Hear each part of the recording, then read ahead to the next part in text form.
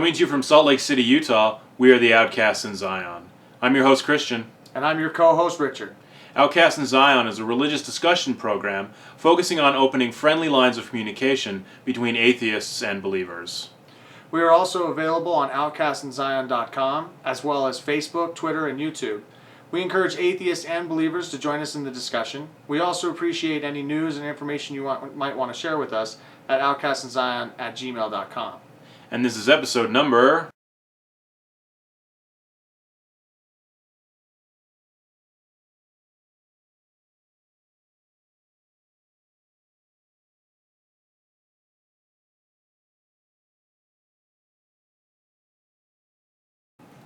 Welcome back. I thought it would be a good idea for the first couple episodes of the show to discuss who we are, why we're doing this, what our backgrounds are, just so the audience has a better idea of where we're coming from. All right, well, why don't you tell me a little bit about yourself, for starters? I was born in New Jersey. I don't really remember going to church while we lived in Jersey, but we moved to Salt Lake City when I was, I think, 7. And we started going to a local Episcopalian church, which, in England is the Church of England. And I've heard a lot of people joke about how it's Catholic light. Right. Which it pretty much seems to be. It's a lot of the ceremony and the ritual and... half the guilt. Yeah, that's always the joke, but it's I would even say it's none of the guilt, but it's very... it's just happy, and it's a community thing, and there's not really a lot of unpleasantness that's discussed. I can honestly say that I don't ever remember hell being discussed in the Episcopalian Church. Well, okay, I find that odd because, I know you. We've been friends for a very long time. But, you seem like you suffered a lot of guilt through kind of the school that you went to, as well as during your... the process in which you became an atheist. Right. Well, and that was a really funny thing that was, in a way, not church related, in a very strange kind of sense. But when we got here, my parents signed my sister and myself up to go to a private school because my mother didn't want us going to public school. When we were in New Jersey, we went to a Catholic-run private school called St. Joseph's, I think. I don't remember much about it. I was very young. I remember that nuns taught me how to read, which, nuns are as scary as you think, so as you've heard. That. So when we got here, she enrolled us in a private school that was actually run by a Baptist church, and we had to have, there was like a morning Bible study every morning before class. I think it went on for about, I want to say 15 minutes. So that was before we started schoolwork every single morning. We had that. There was required Bible study.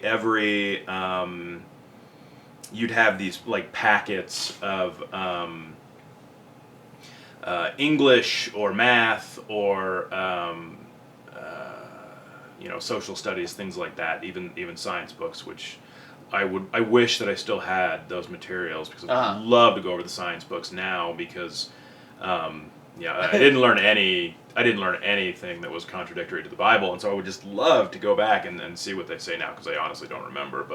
But every one of those packets, you'd have a section like, okay, in this book you're studying this particular section of, say, American history, and there would be Bible verses included in that. God, this is stuff I haven't thought about in years. But there were Bible verses included in that you had to read. They were basically totally separate from the subject matter, and sometimes they would slip in other religious stuff in there too. But in addition to all that, I believe every Wednesday around, I think right before lunchtime, we would have a half an hour Bible study. And because this was run out of a Baptist church, the principal and the vice principal and the superintendent, they were all preachers at the Baptist church. All the teachers were? Not all the teachers, but the principal, the vice principal, and the superintendent. Oh, wow. And and so it was actually really harsh. And as far as these people were also concerned, despite the fact that I wasn't, though we would end up at a Catholic church later, we were Catholic as far as they were concerned. They didn't really make a distinction between that and Episcopal. Because, they knew from the record that I had gone to a Catholic private school, and to them, Episcopalian was close enough. And so we already had, like, this weird dichotomy of, like, Catholic versus Protestant going on. And then years later, oddly enough, we would end up sort of being Catholic, but, I'll get to that. But, so... Wait, real quick, just to clarify for me, what years did you go to this private school? We moved here when I was, I think, 7 or 8, and we enrolled in that school right away, or we were enrolled in that school right away. So, probably 8 years old is my best guess. Something like 2nd grade all the way through to high school. You were. I think I left that school at. I think I was in 7th grade. Oh, okay. So I started high school the year after I left. I actually spent, when I got out of it, I kind of spent like a half of a year in a public school and then went on to high school. Okay, so you were in middle school for a period of time. Right. Okay. Very briefly, but... I just like to know the range of the damage. And the one thing that I can say that was actually really advantageous, and this is probably the part that I look back, because going to school there was actually really hard for me. To adjust? Well, it was never... Most of the students who went to that school also went to the church. Uh-huh. So I was automatically the outsider. Because you weren't seen at the church. Because I wasn't seen at the church. And then, and not quite everyone who was a student there also went to the church. Some of them didn't, but... I also had the added advantage of being perceived as being Catholic. Mm-hmm. From your Mormon friends? No, from the people at the school. Oh, okay, but it was you're Episcopal. I was a Baptist. Right. Okay. I was saying they were kind of like, it's close enough for us. Close enough for us to really dislike it. But the students weren't quite the same feeling on it. Right, but anyway, close enough to get you in, but right enough that they didn't like me, and I got picked on for not being the right religion. Mm-hmm. This is what I'm trying to say. Mm-hmm. So anyways, so the advantage I was trying to say was that I actually feel like I have a really good grasp of the Bible, mm-hmm. what it says, and more so I think than most Christians do. Mm-hmm. And at the time, I would have considered myself Christian. So I delved into it thinking like, well, this is what I'm supposed to know. This is what I'm supposed to be. I hear these readings in church, and so this is probably important for me to know. And so I didn't, at the time, begrudge it. And I don't begrudge it now because I have a really good grasp of what the book says. Mm-hmm. And that, I think, is to my advantage. So I was there for a while, and while I was going to school there, it was pretty rough. Again, not being the right religion, basically. Eventually, my mother didn't want to go to the Episcopal Church anymore. She, I think, felt like it wasn't hardline enough. And in a way, she's not... I don't know that she's ever really been like a severe person, but she was kind of getting the religion, but she wasn't seeing consequences for maybe... because there was not like a real huge threat of hell, which I heard about at this school, and that's, where when I talk about how I feel like, some people are threatened with hell, and I was definitely one of those, like this Baptist church and the school, they were huge on that. Wow. And I don't know if having to hear about it is what affected my mother in that way, but eventually she was like, well, this Episcopal church is just, maybe it's too soft. It's Nerth Catholicism, In Catholicism, they'll hit you with hell, or at least it seems like they used to. But this Episcopal stuff was the Nerf version of Christianity, and so she left, and my dad and I and my sister kind of didn't really want to go anymore. She was a teenager at that point and rebellious and didn't want to go, and I always hated it. I have to be honest. I always thought it was horrifically boring, and I was a kid. Yeah. What do you expect? Yeah. But it was horrifically boring, and the part that was great about it was that after the service, they had this this like big cafeteria area, and there was like cookies, and the adults had coffee, and there was juice for the kids, and and the kids would run around and play, and the adults was just like a meet and greet, and that was always.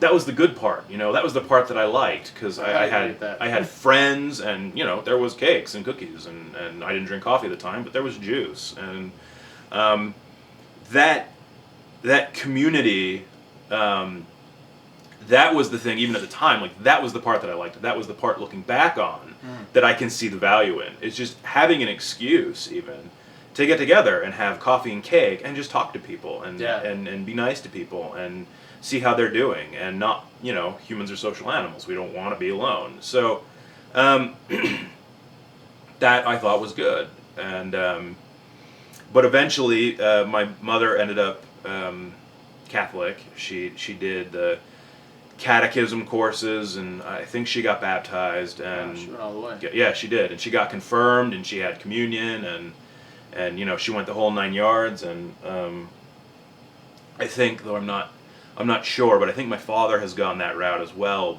He's really the epitome of those. He's the Sunday religious person. Okay. It doesn't affect his life, and he doesn't worry about it. But if you were to ask him, "Are you Catholic?" or if you were to ask him, "Do you think Jesus Christ is God?" he would say yes. But until you ask him, man, he really doesn't think about it. Yeah, it doesn't. You don't really see it influence his daily decisions. Right, and honestly, I think that most people, regardless of what religion they are, certainly in this country, in the United States, I think that most people are like that. I think they go about their daily business, and then I think a lot of them don't even go to church. But even the ones who do manage to get to church on Sunday, I think if you ask them, if you challenge them on it, they'll say, yeah, I definitely believe that. But it doesn't seem to affect how much they smoke, or how much they drink, or if they beat their kids, or if they don't beat their kids, and maybe they think they should. The kind of people that don't go to church but want to raise their children in the church. Right, and so my dad is really, I think he could take it or leave it, and that's just he's a really easygoing guy. He's exactly the kind of person that if you were to tell him, hey, did you know that the Bible says slavery is okay, or it doesn't say anything, there's nothing in the Bible where it says, hey, you definitely shouldn't have slaves. He'd have no idea. Yeah. Because he's the guy who's going to say, didn't Jesus say love your enemy? He doesn't know almost anything about it. Well, slave's not your enemy, it's your property. Right. Sure.